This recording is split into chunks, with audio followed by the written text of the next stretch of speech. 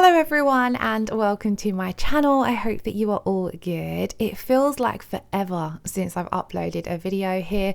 It's been around I think 3 weeks. I know it was definitely before Christmas, but Christmas was just super busy, and then I had my daughter's birthday and then getting into the flow of work and things. Time has just flown by and I just haven't had a chance to create many nails for my own channel, but finally I'm back into the swing of things. So first of all, I hope you all had a wonderful Christmas and a brilliant start to 2024. It feels like last year just absolutely flew by, so it seems crazy to be saying 2024. But yes, I hope you have all had a wonderful start to the new year, and I'm really looking forward to getting into the swing of nails again this year. I have lots of ideas, and I really hope I get the time to thrash some of them out this month so we can just get a good start before we head on into Valentine's nails, because I'm really excited for Valentine's nails. I think I said this last year, but it's one of my favorite events for nails. I really love all the cutesy designs that you can do for Valentine's Day. But anyway, on to today's video, we are going to be doing a tutorial on stamping with chrome. So as you would have seen, I've done 2 coats of Kiki London's Baby Boy, curing each coat for 30 seconds, and then I did a top coat as well. And then what I'm going to do is just come over with the 180 grit side of my Kiki London buffer and buff that top coat to remove the shine. Now you can matte top coat, but I do feel as though from the playing around I've done with chrome stamping, it works a lot better to do a glossy top coat and then buff it, just because this way the chrome doesn't stick to anywhere you don't want it to stick, which obviously when you're doing chrome stamping, that's something that's very important. Now for our chrome, I'm going to be using this gorgeous blue chrome, which is from Kiki London. If you missed it, they did recently launch a whole range of nail art supplies including chromes, so I will leave the link to the Kiki London channel where I've got lots of videos showing those. But for now, let's set up for our chrome stamping. So I'm going to be using the Miss Lucy Retro Snowflakes plate. This was a limited edition plate, so it is no longer available. However, it is such a cute stamping plate, I had to include it in this design. I've also got my Miss Lucy scraper, and then I'm going to be using the Clear Jelly Stamper sticky polish. This is designed for things like chrome stamping. It basically leaves a little bit of a tacky layer when you first stamp it down for your chromes to stick onto. Now for chrome stamping, you will need 2 stampers, and you will also need your lint roller if you use that for cleanup, and then I've got my little applicator for applying my chrome. So first up, that's what we're going to do. Before you start any kind of stamping, you want to make sure everything is prepared, because stamping in general, you need to work quite quickly and then a little bit quicker for anything like chrome stamping. So I'm going to start off by applying my chrome directly to one of my stampers. I would recommend having an older stamper for this, or a stamper that you're simply going to use for nail art, just because it's very hard to get it super clean after applying chrome to it. So I've applied my chrome to one of the stampers, and then we're going to stamp on our image exactly the same as you would before, except we are using sticky polish. Now this is very similar to regular stamping polish, so you're going to apply a small amount to your image, scrape it so that you remove the excess. With a quick flick of the wrist, you're going to pick up your image. I always like to use a lint roller to remove any excess image from my stamper before I stamp this down, and I have left all of the stamping in real time so you guys can see how quickly or how slowly I'm working. Then we are going to stamp that image down onto the nail. So with this design, I didn't really have a design in mind, I just wanted to show you guys how to stamp with chrome, as it was requested a little while ago, and I did include it in one of the Kiki London videos, but not too in depth. So once you've stamped down your image, you want to just come over and gently press on your chrome powder that you had on your other stamper. Now this is why you need to be quite quick, because even though the sticky polish is designed for this, and when it's first stamped down, it does leave a sticky tackiness to it. However, it does dry quite quickly, so if you take too long between that step of stamping down your image and stamping down your chrome, the polish dries and then it doesn't stamp as easy. Now I did have someone say in the comments below that they've also used normal stamping polishes when I did a video on this previously, so I did try that out and it does work as well, but I had already bought the sticky polish when I see that comment. So if you don't have the sticky polish, definitely try it with the stamping polishes you might already have have. I kind of experimented with a few and I found some worked better than others. I did find my white ones worked the best. I haven't tried a normal black stamping polish, so I will try that next time, but I did find it works best with any stamping polish compared to trying to do it with things like gel polish. It's definitely doable with gel polish, but you lose some of the details to the image. So I would highly recommend either getting the CJS sticky polish or at least start trying it with one of your regular stamping polishes. So moving on, we have moved on to the second image, and exactly the same as before. Now when it comes to applying your chrome, you just want to do a light bounce with your stamper. You don't want to press down too hard, because if that stamping polish is still a little bit wet, you don't want to risk smudging it. But it's such a easy technique for how beautiful it looks.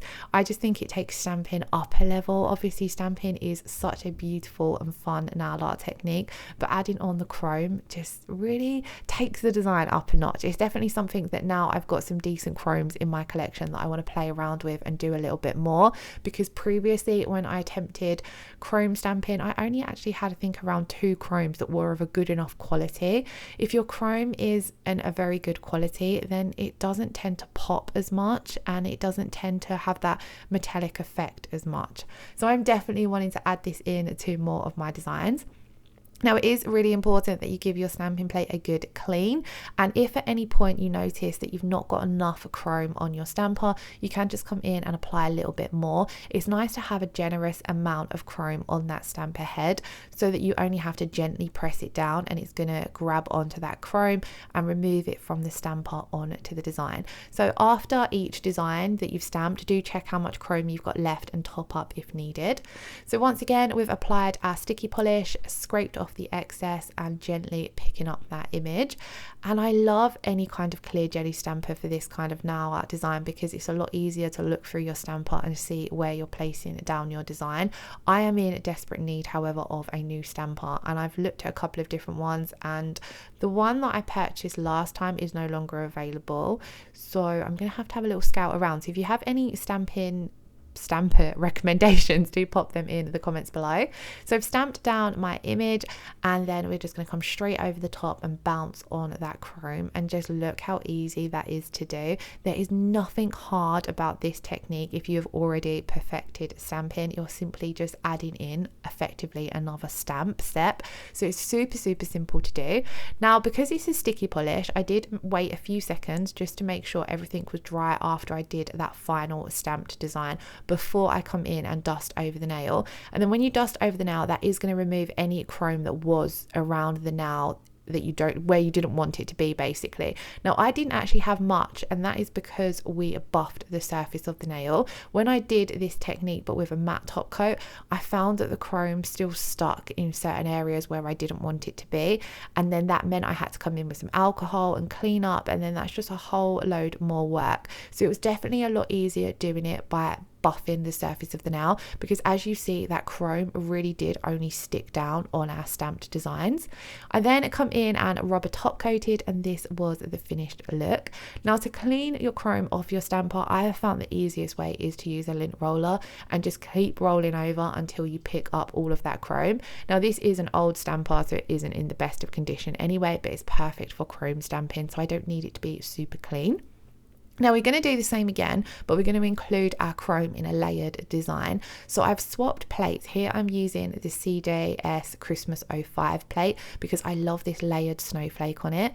So that first layer is going to be the layer that we're going to be doing our chrome. So we've applied our stamping polish, scraping off the excess. I usually do 1 to 2 scrapes depending on how I think it's looking. So if there feels as though there's still quite a lot of stamping polish, I'll do a second scrape. But if that's not necessary, you can do only the one. And then same as before, taking my lint roller and carefully removing any image that I don't want to go onto the nail. This is really important when you're chrome stamping, because if you place down too much image and then you've got to wipe it off from the nail, in that time your stamping polish is drying, so then you're not going to have as much time to apply your chrome. So then we're gently pressing on that chrome. You can go over it as much times as you want until you've got the full coverage from the chrome that you want.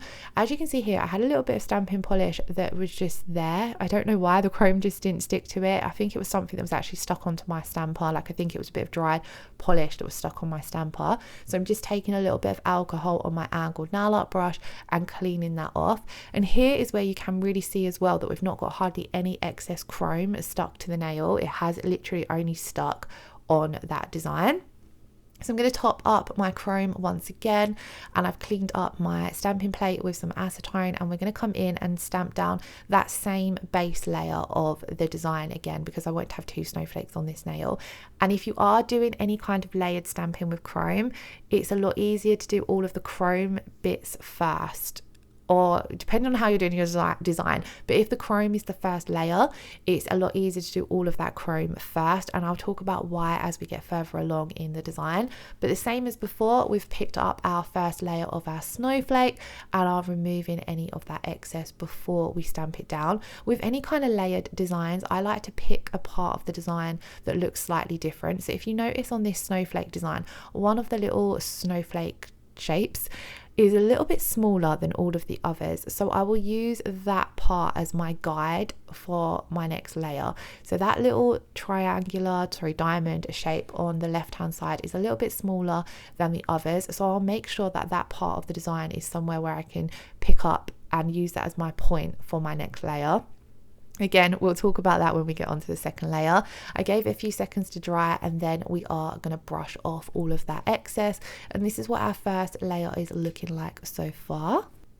Now, before I come in and do the second layer of this design, I'm actually going to come in and top coat. And the reason I'm top coating is because sometimes with stamping, you can make a mistake on your next layer. And what would be really annoying is if we made a mistake on our second layer and had to wipe that off, then we would wipe off all of this work that we've already done.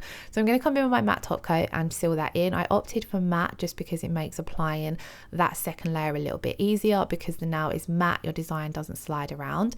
Then I'm going to take this beautiful grey stamping polish from Born Pretty, apply a generous amount of it to my image, scrape off the excess and pick up our design. And this is where I'm going to look for that smaller diamond shape that's on the snowflake. So as you can see, I'm just removing my excess, but at the same time I'm looking to locate where that little shape is, because that's my guide point for lining up my layered design.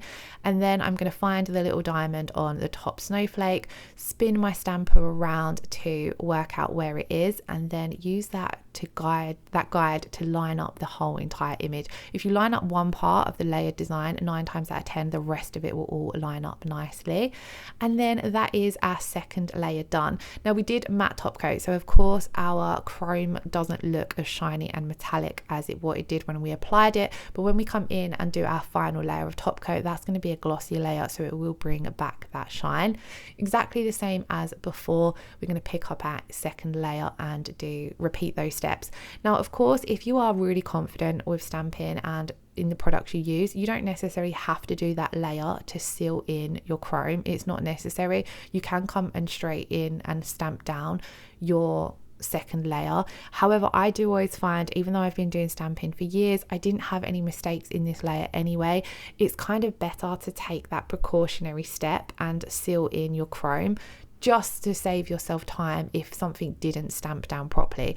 For here, you'll see this part of the image didn't stamp down 100% well. I was able to fix it, but if that had been worse and I would have needed to remove this layer, I would have had to have wiped off this with alcohol, and if I didn't have that matte top coat over the chrome, it would wipe off the chrome as well.